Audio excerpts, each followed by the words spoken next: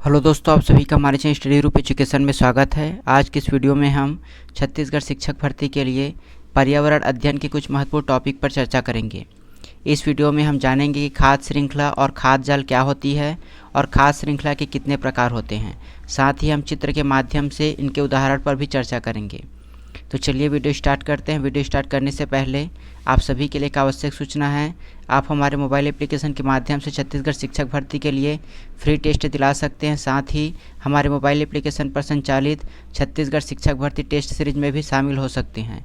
हमारे ऐप की लिंक नीचे डिस्क्रिप्शन बॉक्स में दी गई है, वहां पर जाकर आप डाउनलोड कर सकते हैं और फ्री टेस्ट दिला सकते हैं। तो चलिए स्टार्ट करते हैं। खाद्य श्रृंखला और खाद्य जाल क्या होती है। खाद्य श्रृंखला का अर्थ होता है परितंत्र के भीतर विभिन्न जीवों में पोषण स्तर के माध्यम से एक प्रकार का संबंध होता है और इसी संबंध को खाद्य श्रृंखला कहते हैं। प्रत्येक जीव किसी अन्य जीव का भोजन बन जाता है और एक दूसरे को खाने वाले जीवों का अनुक्रम एक खाद्य श्रृंखला का निर्माण करता है। जैसे उदाहरण के रूप में देखें तो कीड़े को मेंढक खाता है और मेंढक को सांप खाता है। तो इस प्रकार एक खाद्य श्रृंखला का निर्माण होता है। खाद्य श्रृंखला के दो प्रकार होते हैं। पहला होता है चारण खाद्य श्रृंखला और दूसरा होता है अपरत खाद्य श्रृंखला। चारण खाद्य श्रृंखला को चराई खाद्य श्रृंखला भी कहा जाता है। उत्पादकों से होकर यह प्रारंभ होता है। उत्पादक अर्थात पेड़ पौधों से यह प्रारंभ होता है। उसके पश्चात यह शाक भक्षियों, शाकाहारी, मांस भक्षियों, मांसाहारी और सर्वाहारियों तक जाती है। इस श्रृंखला में हरे पेड़ पौधे खाद्य श्रृंखला का आरंभ करते हैं। जबकि अपरत खाद्य श्रृंखला, यह खाद्य श्रृंखला में चराई खाद्य श्रृंखला के जीव मरने के बाद शुरू होता है और अपरदक उन पर एंजाइमों को छोड़कर क्रिया करते हैं।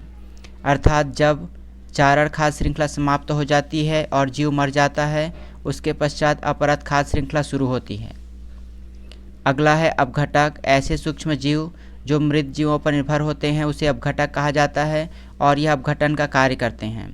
इसके अंतर्गत आते हैं बैक्टीरिया और कवक।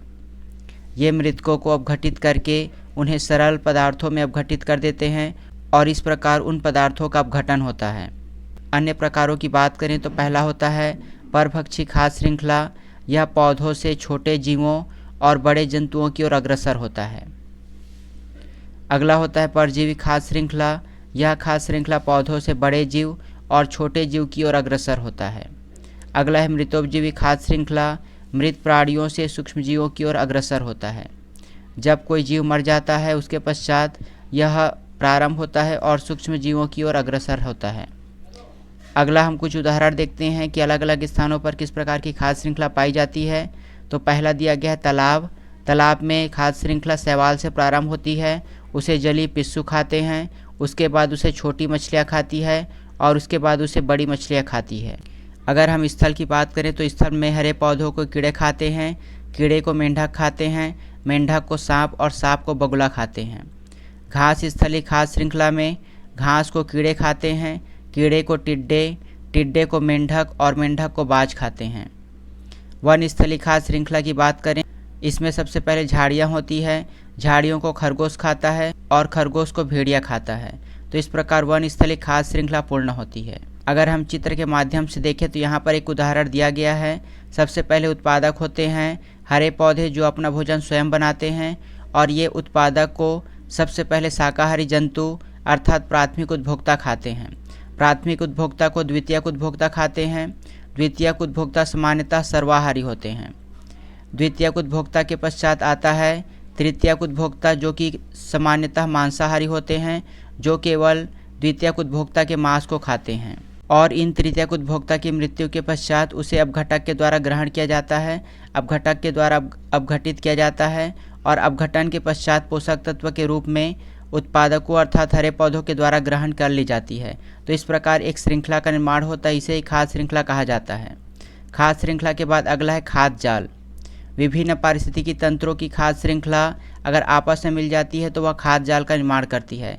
अलग अलग पारिस्थितिकी तंत्र के जितने भी खाद्य श्रृंखला हैं, अगर उनको आपस में मिला दिया जाए तो वे एक प्रकार की खाद्य जाल का निर्माण करेगी, जिसमें ऊर्जा का प्रवाह एक दिशा से होते हुए भी कई पथों से होकर गुजरता है। उदाहरण के रूप में देखें तो पौधा एक समय में अनेक शाक पक्षियों के भोजन के साथ साथ विभिन्न शाक भक्षी, विभिन्न मांसाहारी प्रजातियों का भोजन भी हो सकता है। यह विभिन्न खाद्य श्रृंखलाओं को आपस में मिलाकर एक खाद्य जाल का निर्माण करेगा। यहाँ पर अगला हम देखते हैं कि इन दोनों में क्या अंतर होती है कि यह एक चक्र के रूप में, एक श्रृंखला के रूप में होती है, जबकि खाद्य जाल में कोई एक निश्चित नियम नहीं होता। यहाँ पर जो चूहे होते हैं उसे सांप के द्वारा खाया जाता है, जबकि सांप को गिद्ध के द्वारा खाया जाता है। मेंढक को सांप खाते हैं। इस प्रकार कई खाद्य श्रृंखला मिलकर खाद्य जाल का निर्माण करते हैं। तो ये हुआ पर्यावरण अध्ययन के कुछ महत्वपूर्ण टॉपिक।